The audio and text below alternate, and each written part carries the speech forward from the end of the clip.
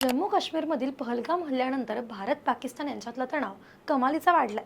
युद्धाचे ढग निर्माण झालेत. दहशतवाद विरोधात भारत मोठी कारवाई करण्याची शक्यता आहे. त्याला प्रत्युत्तर म्हणून पाकिस्तानही कारवाई करण्याची शक्यता नाकारता येत नाही.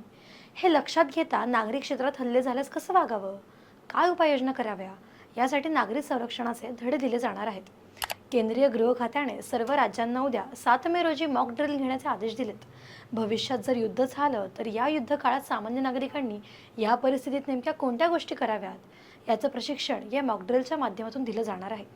केंद्र सरकारच्या मॉक ड्रिलच्या पार्श्वभूमीवर महाराष्ट्र सरकार हाय अलर्ट मोडवर आहे.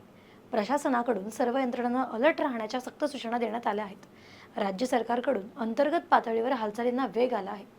पालकमंत्र्यांसह सर्व मंत्र्यांना प्रशासनासोबत संपर्कात राहण्याचे निर्देश देण्यात आले आहेत. यावेळी राज्यातील कोणत्या कोणत्या ठिकाणी उद्या मॉकड्रिल आणि ब्लॅकआउट होणार आहे याची यादी जाहीर करण्यात आली आहे.